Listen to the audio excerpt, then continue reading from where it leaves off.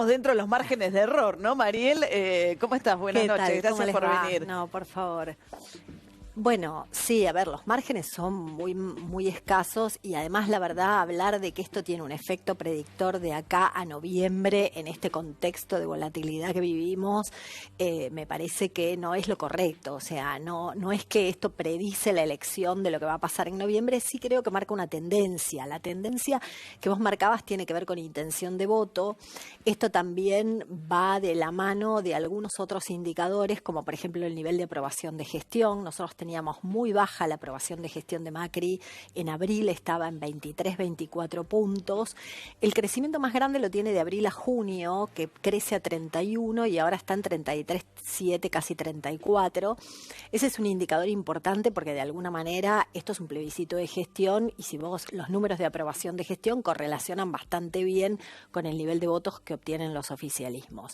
Entonces, esto se da de la mano de este indicador, de otros indicadores como que empieza a crecer el optimismo, en niveles bajos obviamente, pero empieza a crecer alguna expectativa y yo creo que tiene que ver con dos cosas. Por un lado, que los números de la macroeconomía, dólar, riesgo país, tasas y demás, tienen como cierta tranquilidad. Y la gente empieza a sentir que esto puede llegar a tener, todavía no se ve, pero un impacto positivo en la economía real, ¿no? En un descenso de la inflación, en algún aumento de actividad, de consumo y demás.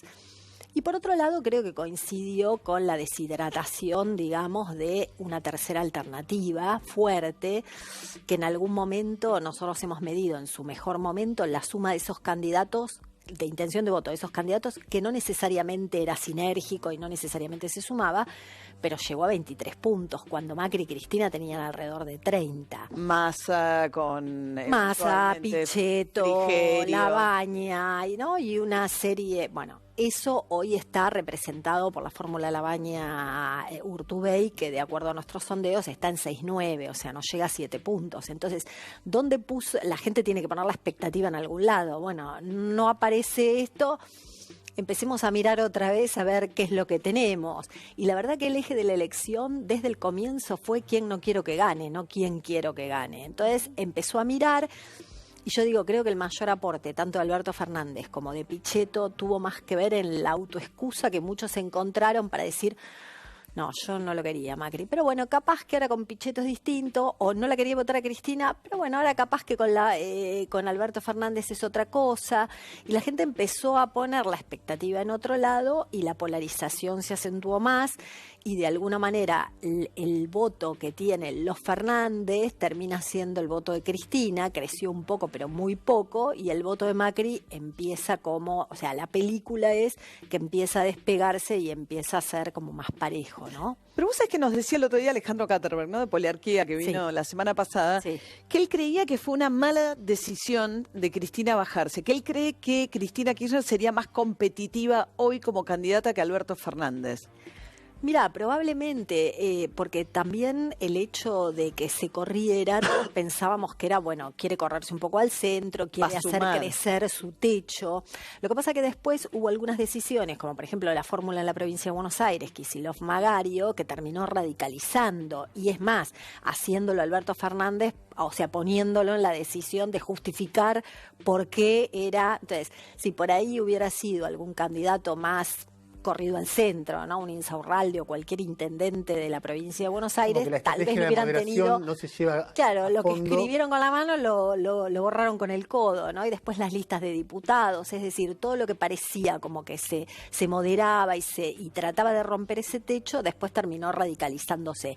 Y quedó en una cosa que quedó como a mitad de camino, ¿no? Que no era ni una cosa ni era otra, con la dificultad también que encuentra Alberto Fernández, que no solo tiene que responder, porque no es un dirigente nuevo, entonces tiene que responder por sus hechos y sus dichos durante el periodo de Néstor Kirchner, por lo que hizo Cristina en su periodo de gobierno, más por las desinteligencias que aparecen en su fórmula. Entonces la verdad que está en una situación un poco delicada y no nos olvidemos que también, a ver, en esto que veíamos al principio de que cada uno se mira un poco el ombligo, ¿no? Y mira cuando lo tocan a uno, la gente siente que nadie los mira a ellos. Entonces, en ese sentido, todos son promesas y tiene que ver dónde pone la confianza, porque esto se trata de eso, de promesas y de confianza. ¿Qué me genera más confianza? Seguir como estamos, cambiar para algo que ya sabemos, y en eso estamos, ¿no? Vos sabés que yo jugué 7 escenas y ganaba Alberto Fernández. Y te voy a decir por qué. Porque conozco gente que en balotaje, el balotaje salió casi empatado. Sí. O sea que si cambia en favor de vos en tu mundo, ves gente que cambia en un sentido o en otro, te das cuenta que no va a ganar. Y me pasa que conozco gente que votó a Macri en el balotaje del 2015, que no lo vota, por ahí vota en blanco, por ahí no vota a Alberto, por ahí sí. Y no conozco a nadie que haya votado a Scioli que no vote a Alberto. Sí. Entonces veo al final de la historia una historia de que de aquel empate se transforma en una victoria de Alberto. Ahora, explícame por qué no pasaría eso. Mira, a ver, no es que no puede pasar, porque nos estamos hablando de una diferencia de 1,5 puntos en primera vuelta y de un balotaje de 2 puntos que yo creo que también está marcado por algunos hitos. A ver, no es lo mismo que suponiendo que fuéramos a una situación de balotaje, que tampoco está claro, porque también se puede resolver en primera vuelta, sí, ¿no? Y en primera vuelta es el que llega a 45, que puede ser 45-1 a 44-7, con lo cual es para cualquiera, la realidad es que es para cualquiera. Pero en una situación de eventual balotaje también no es lo mismo que pase, por ejemplo, en la provincia de Buenos Aires. La provincia de Buenos Aires no es lo mismo que Vidal gane y que Mauricio Macri haga un revival del 2015 con Vidal haciéndole campaña por él en la provincia de Buenos Aires, que Vidal pierda. ¿Por qué? Porque la aprobación de Macri es 34% a nivel nacional, pero es 20% en la provincia de Buenos Aires, es 26, 20 en el conurbano. Entonces, ¿cómo entra Macri a hacer campaña en el conurbano, que es el 23% del padrón nacional, sin Vidal o Vidal habiendo perdido? La verdad que es muy complicada esa situación. Entonces, por eso digo, proyectar un escenario de balotaje. En la provincia?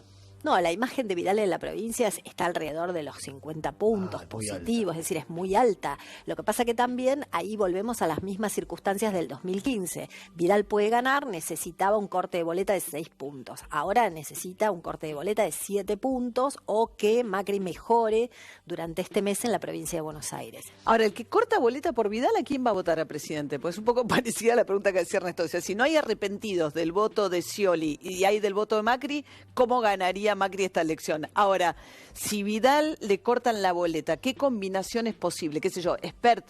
Sí, hay de todo, hay de todo. Yo te diría que Vidal es la candidata hoy más multitarget que hay, ¿no? Porque saca votos de Cristina también. Gente que vota a Cristina o Alberto Fernández y que no votaría a Kicillof y votaría a Vidal, como también el voto de Labaña. Vos fíjate que Balibuca tiene un número de intención de voto mucho más bajo, 2.4, que el que tiene Labaña, que tiene casi 7.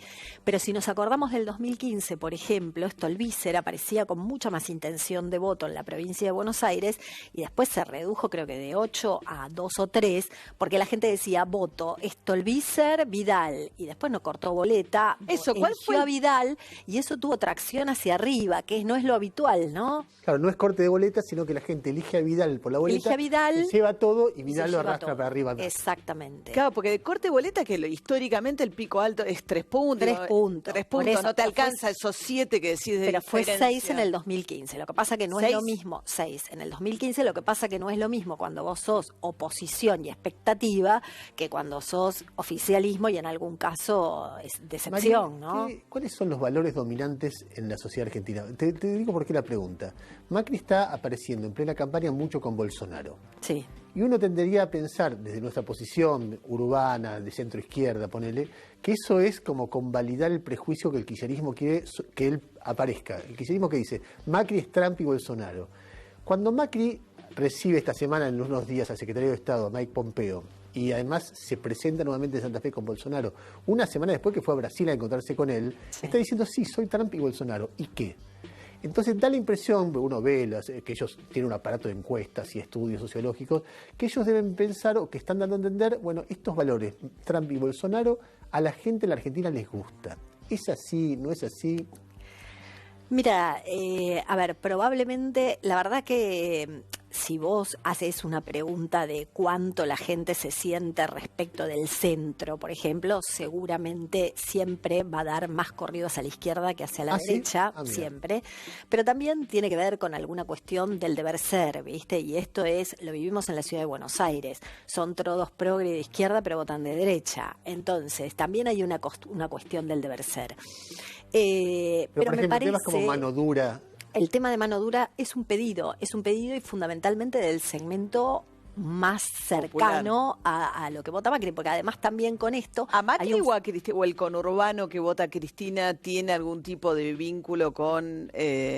No, me parece que el segmento, digamos, que apoya a Macri es mucho más... A ver, hoy vos mirás y cuál es la dirigente mejor valorada, Patricia Bullrich, del equipo de Macri. Entonces, evidentemente, hay un pedido de mano dura. A ver, no nos olvidemos que cuando en el imaginario colectivo Macri no solo iba a gestionar la economía bien, como gestionaba sus empresas o las empresas, sino que también iba a venir a ordenar. Y en el ordenar, de alguna manera, estaba el tema de la mano dura. Es decir, no quiero más piquetes, no quiero cortes, no quiero esto.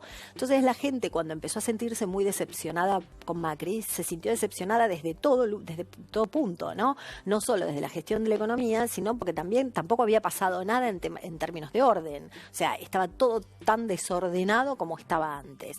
Me parece que ahora, bueno, parte de esto es decir, bueno, no podemos mostrar demasiado la economía, empecemos a mostrar que por lo menos podemos ordenar. Mariel, te hago la última pregunta, por lo menos de mi parte. Vos estás viendo, vos haces fotos, una vez por mes haces una foto. Y si vos ves cada foto, esa foto de los últimos 3-4 meses da una tendencia, que es la misma tendencia que dan casi todas las encuestas. En niveles distintos, algunos dicen, bueno, la ventaja era 8 y hoy es 4. Otros dicen, ayer salió Analogías y dijo, era 6 y es 4. Y es una encuestadora muy cercana. O Hugo Aime, era 18, es 13. Pero más allá de cualquier nivel, se va achicando. Y se va achicando cada vez más. O sea, según tus números, vos seguís la línea de puntos y gana cómodo Macri. Si cada mes hubiera una diferencia similar. ¿Qué debería hacer Alberto Fernández para evitarlo? Mira, yo lo que veo por parte de la campaña de los Fernández es que no tienen campaña, digamos, que no tienen campaña y no lo tienen en una cuestión de fondo, tal vez, de spot, de lo que comunican, de gacetillas, pero me parece que también tienen un tema de cohesión interna dentro de ellos mismos. Es decir, me parece que Kicillof hace campaña por un lado, Alberto Fernández por otro y Cristina por otro, y medio que se enteran por los diarios de lo que está diciendo cada uno. Entonces, esa cuestión, volviendo al principio, estos son promesas y la gente tiene que creerte y confiar. Entonces, cuando vos no ves una cohesión o no ves, es difícil pensar que esto puede funcionar, ¿no? Me parece que tiene que ver primero con un tema de ponerlas, de un factor común. ¿Qué le pasó a Alternativa Federal? No era un factor común, no había un factor común, eran todos pedacitos sueltos, pero no conformaban un espacio que sinergizara. Hoy me parece que lo que veo en Fernández es parte de esto, ¿no? Parte de que no tienen campaña, pero la no campaña es producto de que me parece que cada cual atiende su juego, ¿no? Sí, no logra por ahí Macri, o sea, Macri ha sido exitoso, me parece, en discutir más el pasado que el presente hasta ahora. Más allá de que obviamente el kirchnerismo siente que nada en un terreno muy adverso con los principales medios de comunicación, hay una discusión en la que Alberto Fernández como si no lograra salir del pasado en esa discusión, ¿no? Sí, bueno, por eso, porque además tiene muchos pasados, o sea, tiene su pasado con Néstor, el pasado con Cristina, entonces me parece que no termina de salir de ahí y no puede, independientemente de que también hay desinteligencias importantes, es decir, o sea, su principal, digamos, referente en términos de economía, o uno de sus principales termina diciendo que es ignorante y entonces ahora dice que no es su referente. Vos pensá que en un país donde hoy la principal preocupación, porque el 60% de las preocupaciones tienen que ver con temas económicos y nadie sabe qué harían con la economía, cuáles son sus referentes, porque Nielsen no es mi referente. Bueno, ¿cuál sería el referente? Independientemente que tampoco el oficialismo ha dicho demasiado. A mí me da la impresión que el kirchnerismo o el Frente de Todos está, como pasa en muchas elecciones, muy confiado de que gana. Y entonces que todas estas cosas les parecen nimiedades. Nada, es cuestión de desplazarnos hasta la elección. Los números que dicen todo el mundo son mentiras, los números nuestros dan que tenemos una brecha muy grande. Cuando aparecen números nuestros que dan mal, ya no son nuestros, son de otros, y entonces me parece que hay ese diagnóstico. Si ese diagnóstico es cierto, van a ganar.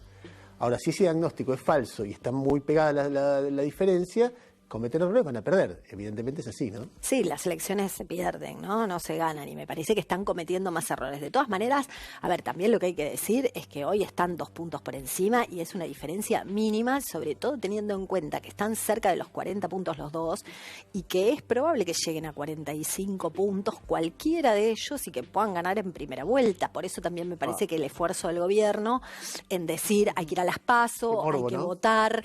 Da como un morbo. Y la realidad es que puede pasar, ¿no? Sí, claro. Si esto se termina polarizando cada vez más. Mariel, muchísimas gracias. ¿La acompañás vos? Sí, cómo no, pero ahí te traigo Bueno, muchas gracias, por ¿eh? favor. un colega mío, es mentira, yo me arrogo la de politóloga, yo estudié ciencia política.